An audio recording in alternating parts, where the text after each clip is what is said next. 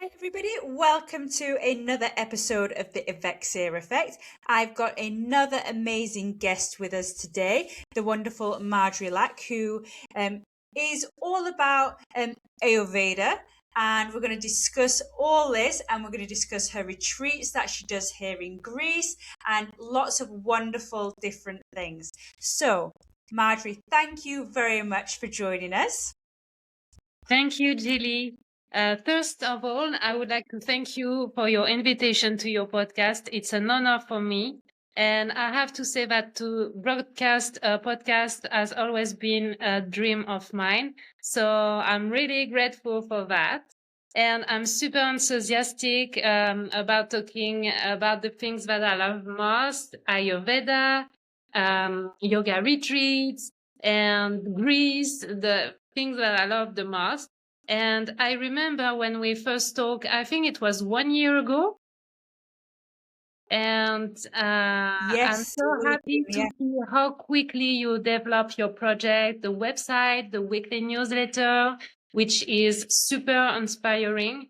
And now the podcast, and congratulations for all of that. And the Greek government should give you an award for promoting this country, the country in such beautiful way.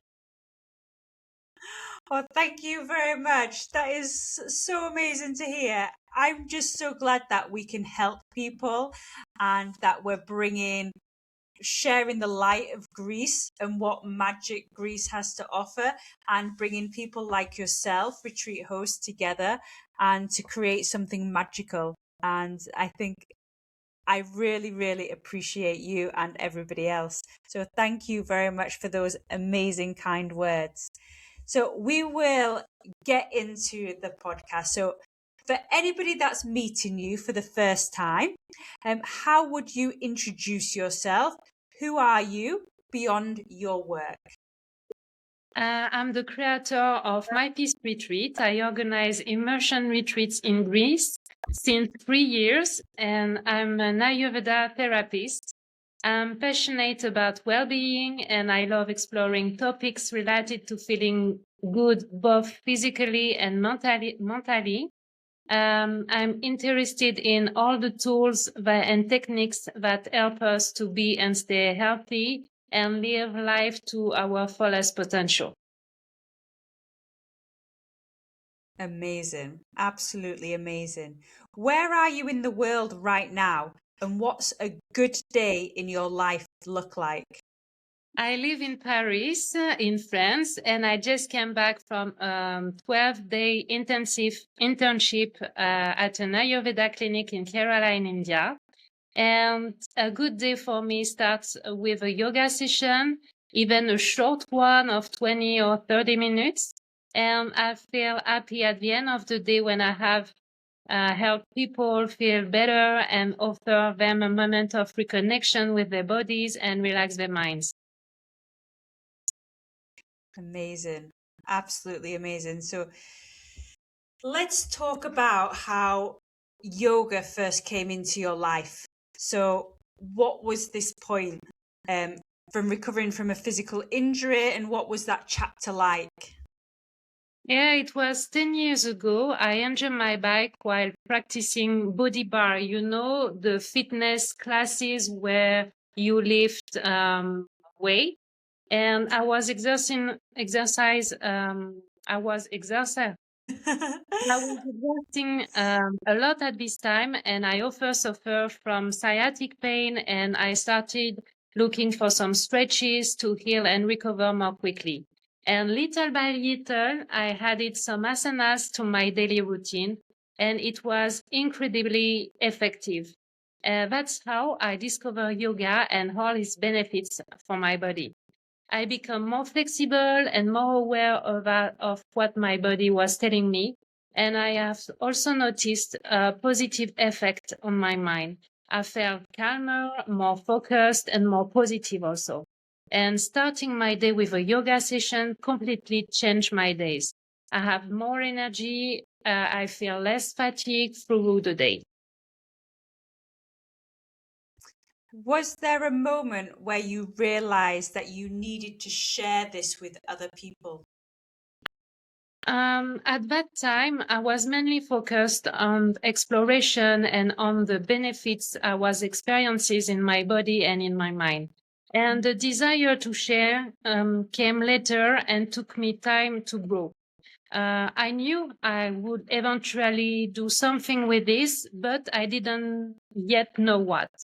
And I've always had ideas for businesses. I have this entrepreneurial spark inside of me, and I have the desire to create something, build and share. And slowly, step by step, I began learning more about personal development, yoga, and Ayurveda.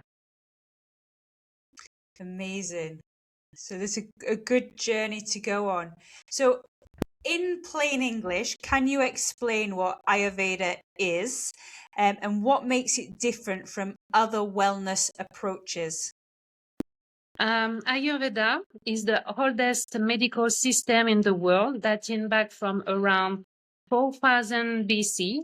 It's an holistic and preventive approach that considers the physical body as well as the mental and the spiritual dimensions of the human being.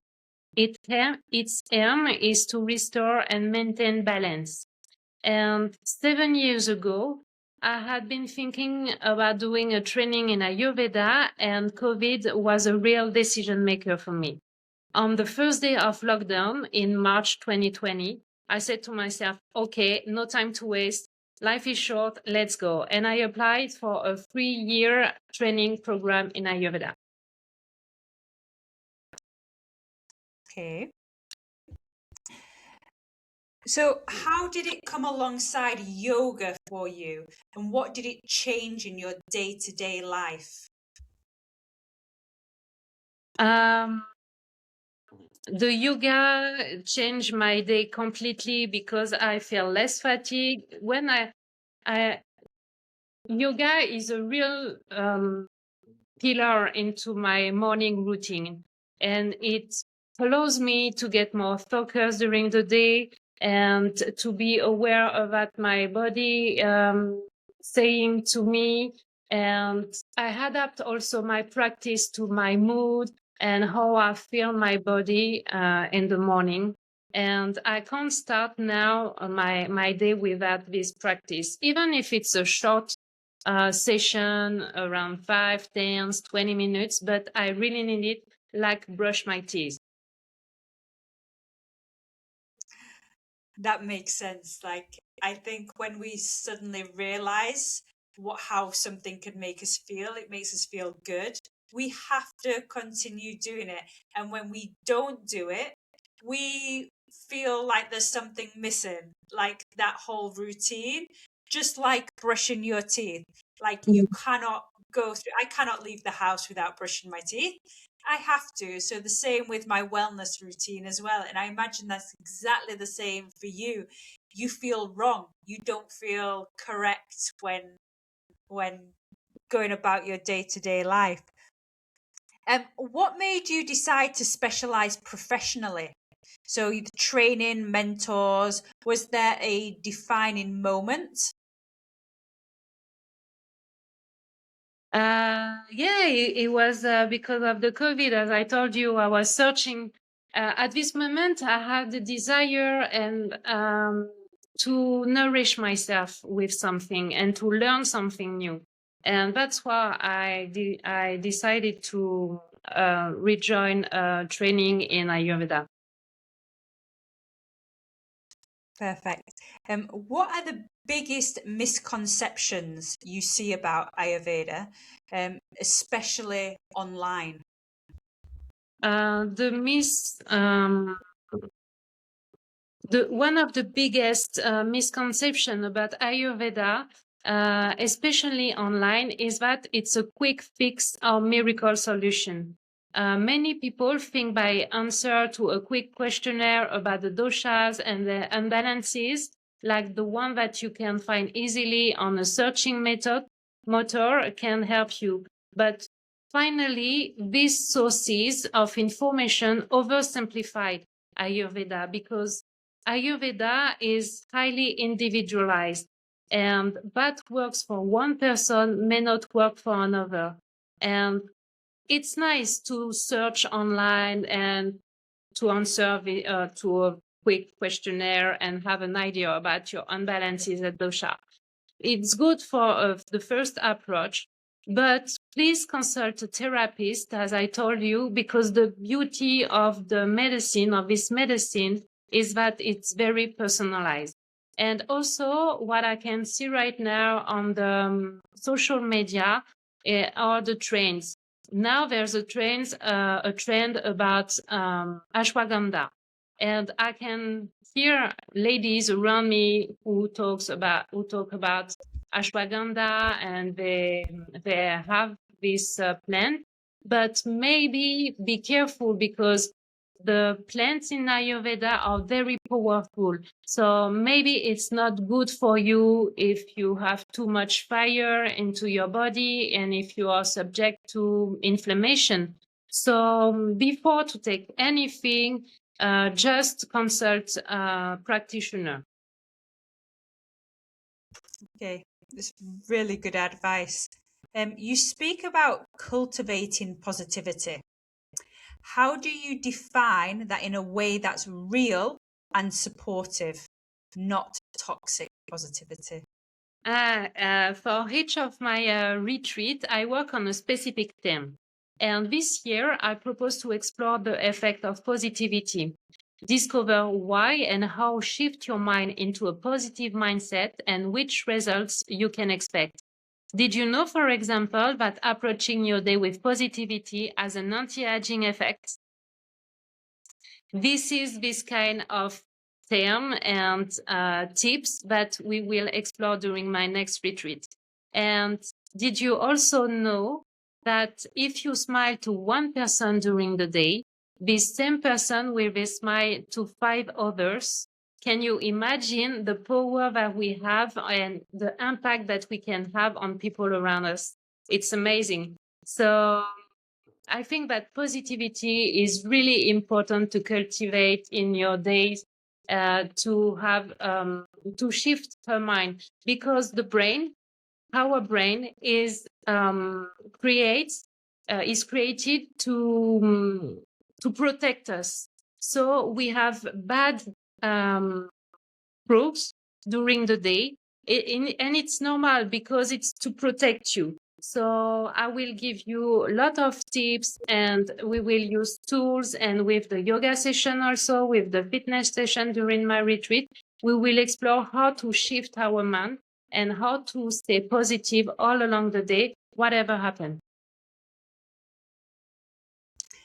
That's amazing.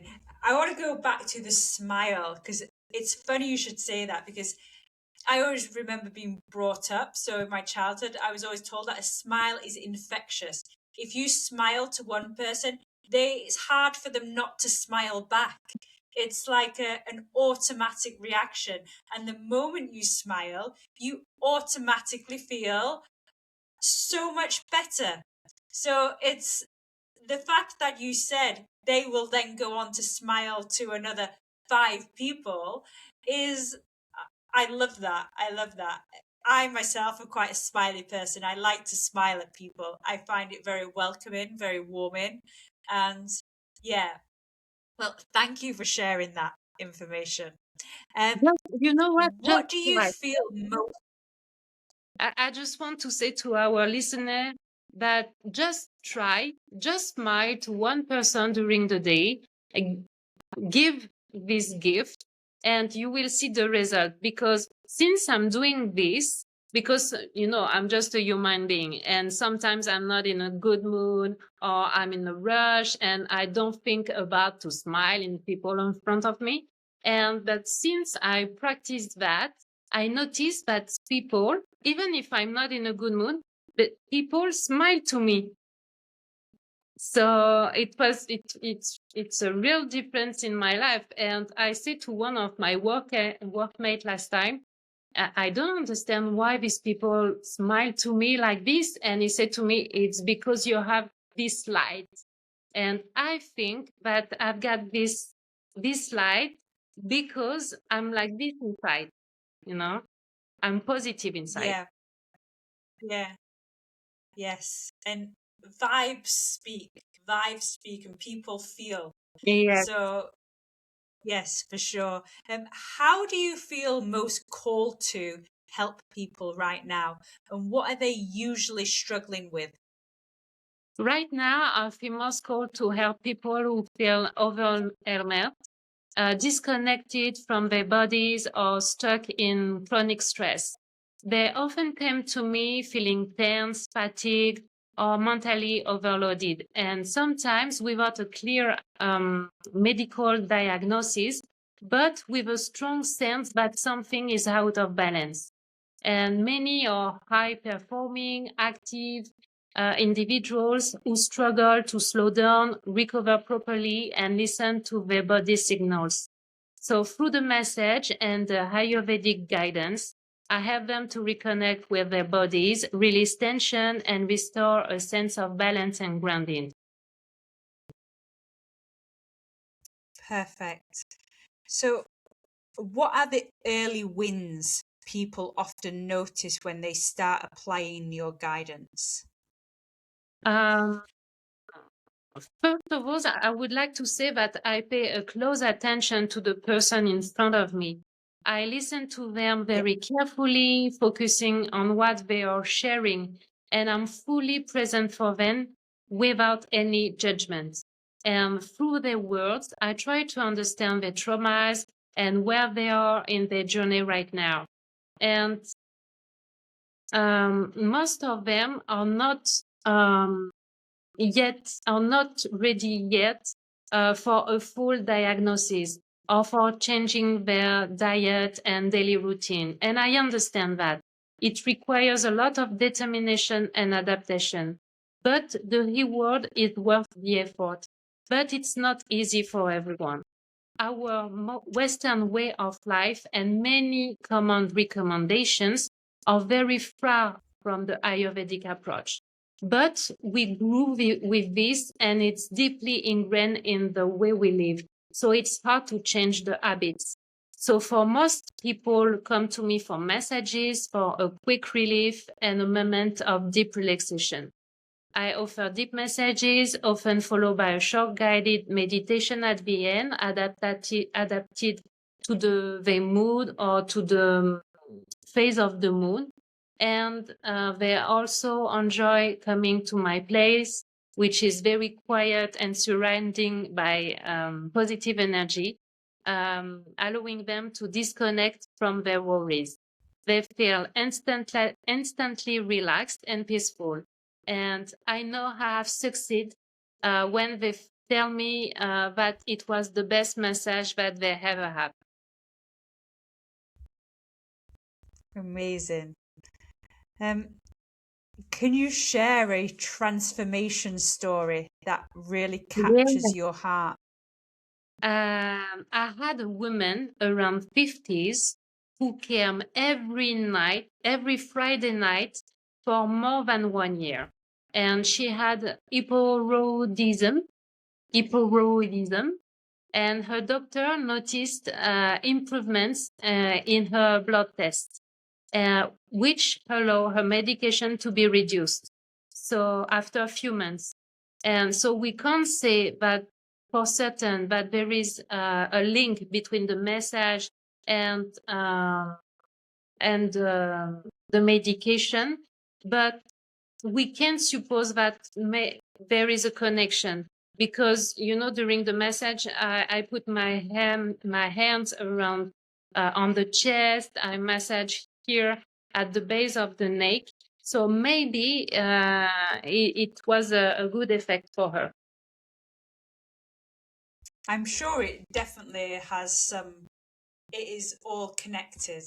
Um, for sure. There's no reason why it wouldn't have such a profound effect. And sometimes we're taking the medications and stuff because we're not really looking after our body. Our body is in chaos because we haven't been looking after it. And what you've been doing is getting her to take care of her body. So it will definitely have had some kind of effect. When someone feels overwhelmed and inconsistent, how do you help them build habits that actually stick? It takes about 21 days to change and integrate a new habit. And of course, it can depends on the person, but we observe that.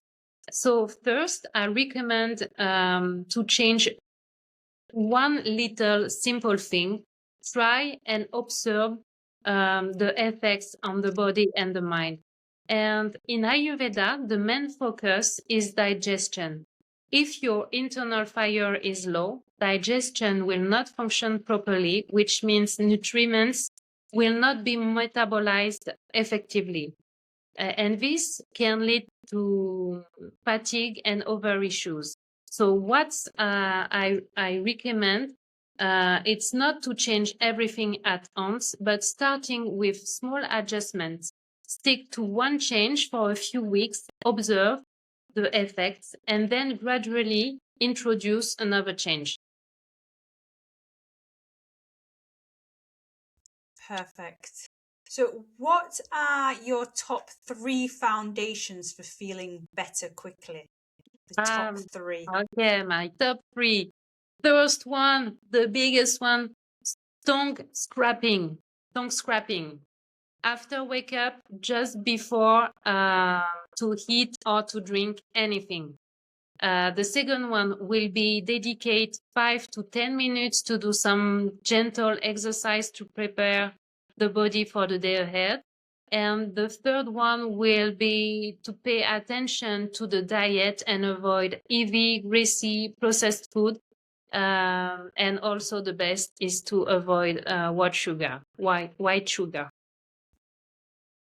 There's something that pops up in most of our podcasts, avoiding processed sugary foods, and we're all addicted to them in some way or another. We've been brought up in a world where we're addicted, so it's one of the hardest things for people to do is to cut that out. But is for all health reasons, it's so important. Yeah, and do you know that the white sugar is more addictive than the cocaine? Yes, I say that to all my clients. I was like, it's so addictive, and you have withdrawals from it, and it's really hard to pull away from it. So hard. What's one simple morning practice for energy and mindset, even for busy people? Yeah, but before I study Ayurveda, I wake up in the morning, drink a glass of water, turn on the TV to watch the news, have breakfast, and get ready for work. And since I changed my morning routine by adding a few rituals, practicing some asanas, and setting an intention for the day, I can clearly see the difference. I'm more focused and I have more energy through the day. So what I recommend is dedicating 5 to 10 minutes to gentle exercise to prepare the body for the day ahead, including light stretching while paying attention to the breath. Even taking a few conscious deep breaths can be very effective. So you don't need to change everything and say it can be very difficult, but just start by be sitting on a chair or on your bed when you wake up and just breathe with conscious deeply and just see how you feel into your body, how is your mind. Just pay attention to this for 3 minutes, let's say. It's a good beginning. Perfect. And it's such good advice because we're all, I think what most people do when they get up is the first thing they do is they look at their mobile phone these days. So to do that something for 5-10 minutes before doing anything else is fantastic advice. Let's move to the evening. Just, What's Lily, I just want to add something. Because people often tell me that they don't have enough motivation to get on the mat in the morning. but have you noticed how energy slowly rise even after 2 minutes of practice? You don't think about, I don't want, I'm too tired. No, don't think about it. Just think how better you will be after. And just you say, okay, I sit on my bed, I just relax for 2 minutes, and you will see how your mindset change, and then you will stay more and more and more, because um, the energy even raises after 2 minutes of practice. So just try and you will see. Perfect. Let's switch to the evening. So, what's one simple evening practice for calming the nervous system and supporting sleep? Yeah, you can repeat the same practice in the evening when you get back home. And the best moment for me is just before dinner, because you have prepared a meal and you get ready for that. But just before eating, take 5 minutes to slow down, sitting on a bed or on a chair, and take few deep breaths and focus on three good things that happen during the day, whatever they may be. Happiness is often found in simple things, like a nice conversation with someone you didn't know, for example. And also, before falling asleep or even into the shower, I also recommend practicing gratitude by feeling thankful for all that you have and for the people you love. And try this, and you will notice how your mindset begins to change. It helps to put also things into a new perspective and create some distance between you and your troubles.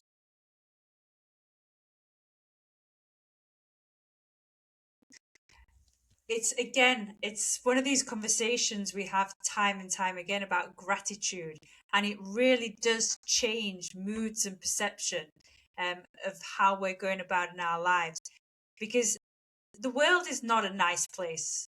And if you look at the news, etc., it's not a nice place. But if we can be grateful for the small things in our life, for example, I am so grateful every single day that I live on an incredible Greek island, and I will never stop being grateful for that. But if I stop telling myself I'm grateful, I will then take it for granted. So that gratitude for living in this paradise is something that I completely repeat to myself. And those days that I have bad, it reminds me that look how lucky I am to be here. And you are lucky, and I would like to join you forever. You also live in an amazing place. A lot of people would love to live in Paris, into Well, Paris. It's the most romantic city on the planet, apparently. So yeah, we all have these places where, or these things that we wish we could be somewhere where somebody else is. But it's understanding that where we are right now is amazing. Um, so it's perfect. Um, if someone doesn't know their dosha, what are the safest start here steps that work for most people?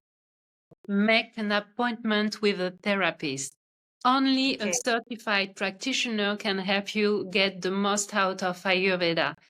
And if you don't know one, ask to your yoga teacher, even a good practitioner. And you can also check on the Facebook groups to find one. It can be an option, or you can contact me. of course. And I will put your contact details in the description so they will be able to get in touch with you. Yep.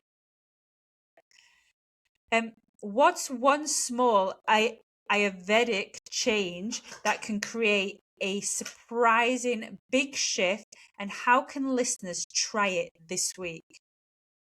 Uh, as I told you before, tongue scrapping is one thing in the Ayurveda morning routine. and it's recommended first thing in the morning before eating or drinking anything, because during the night the body eliminates toxins which we call ama in Sanskrit, and that toxin accumulate on the tongue. So by removing this coating, you prevent these toxins from being reabsorbed into the body, and you stimulate also the digestion. So tongue scraping also helps to activate the digestive fire, improve taste perception, supports oral hygiene, and avoid bad breath. It's a simple practice that helps to start the day feeling fresher and more balanced. And for me, it was the first thing that I did when I start to learning Ayurveda, and I can notice the difference straight away. I feel less fatigue during the day and also less bloated. The difference was amazing. It's really, really interesting because obviously I clean my teeth, I clean my tongue, but I never really understood. Obviously, I know you need to clean your mouth, but I never really clicked that the toxins can go back into your body. And it's the fact that it can happen. And it's now you say it's really obvious that it can happen. So, and also I can notice that I'm less sick during the winter. it's really fascinating, actually. That is such a simple thing everybody could do. Because I have to say, I don't clean my teeth the moment that I get up, and so therefore I'm not cleaning my tongue straight away. I do that after my breakfast before I go out of the house. So to change that routine, it's not a big deal, but it's a routine that we've got to change and change a habit of our lifetime that could actually be so effective. Yeah, and also you will see the coating has a color, and it can give you a good indication about your dosha. If it's more, the coating is white, it means that you have a lot of kapha. If it's more brown, it means that you're more vata, and if it's yellow, means that you have more pitta. So could be a nice indication. Okay, fascinating. So let's move on to the retreats. So, what inspired you to create your retreat experience in Greece? And what did you want it to feel like for your guests?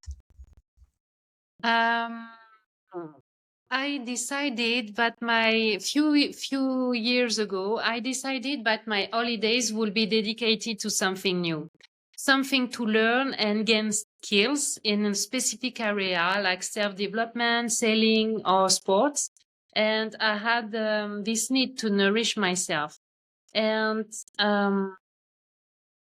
at this time, I had a strong interest in yoga, and it was during the COVID, and I was looking for something to do and a place to go in Greece, because I knew that it was a safe place and easy to reach from Paris. And I joined a yoga retreat, and the name is Ocre Blue in Paros, run by the fantastic Sassy, and a new world opened to me.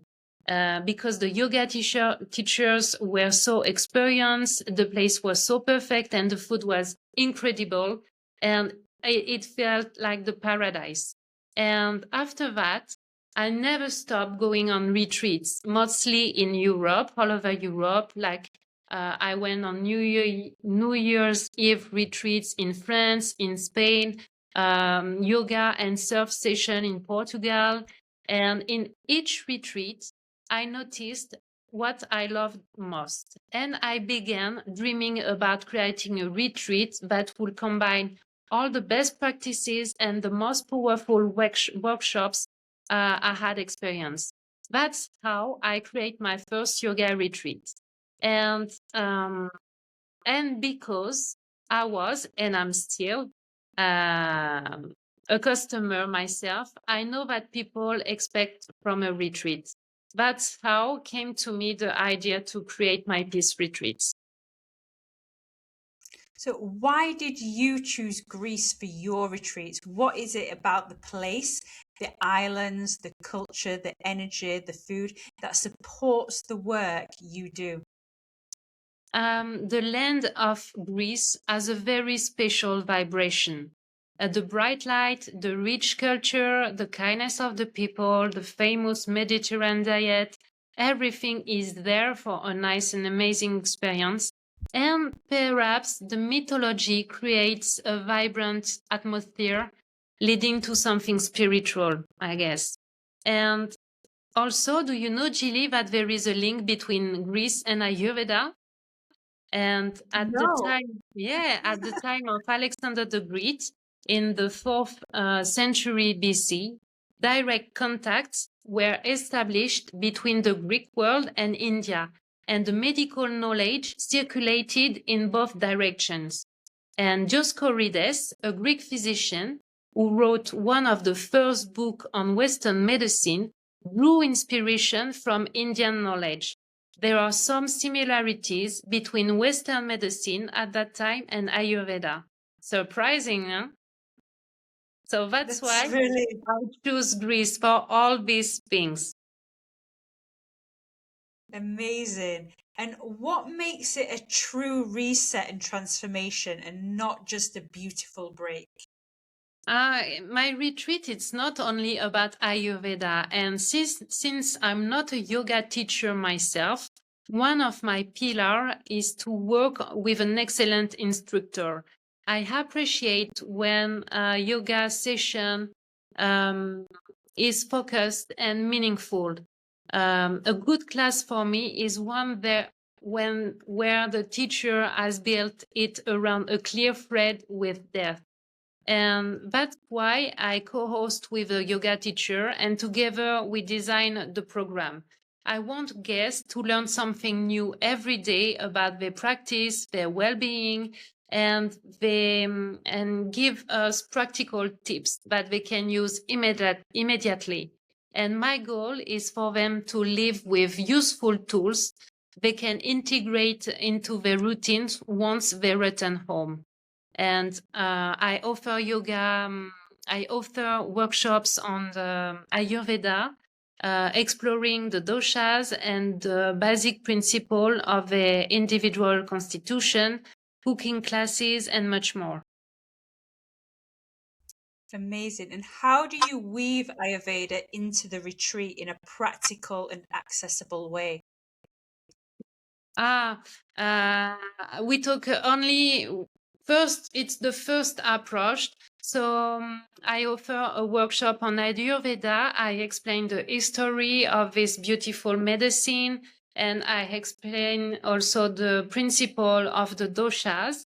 And then I help them to see where the imbalance are and which dosha is higher in their constitution. And we also have the cooking classes, so that's nice also to learn uh, according to your dosha which spices you can use or not, which is good for your body or to not increase your doshas. So that's I propose during my retreat. And it's not it's not holidays. We work a lot. I can imagine. What's the rhythm of a typical day on the retreat?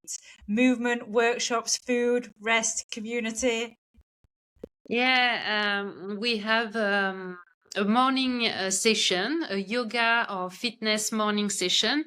And for me, it's really important to have a theme every day. So each day is dedicated to something, a special theme.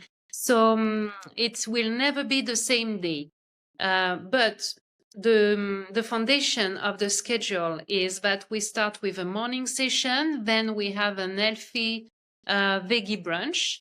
Then the guests have personal time for reflecting, share with the other guest and with us, the host. And they can have rest. They can have a massage also, because I give the Abhyanga, the traditional Ayurvedic massage with the warm oil. Then during the afternoon, we have an activities. We can go on a cruise. We can go for a walk along the beach, whatever. And it depending also of the weather. But that's why I choose Greece also, because the sky is always blue during the spring and summertime. And then we finish the day with an evening session with a quiet and relaxing practice. And then we have the dinner. And in my retreat, the yoga teacher and me are fully available for the guests to answer to any kind of question, to share advice. We are here 100% of the time for them. And who is the retreat perfect for? And who might it not be perfect for? I really want people to know that there are no levels in yoga or fitness. I often hear people say that they are inexperienced in yoga and they hesitate to join a retreat because they fear being judged by others. But yoga is a personal practice. There is always an option for everyone. And the main goal is to listen to your body and honor its limits without pushing yourself too far. So, whatever you are, a beginner or an expert, there is always something for you. Perfect. So, thank you so much. I want to ask you a question. If someone takes one message from this conversation, what do you want it to be? Um, if you have never been on a retreat and you are not sure if it's for you, start with a short retreat, like for 2 days. And I'm pretty sure you will want to stay longer by the end.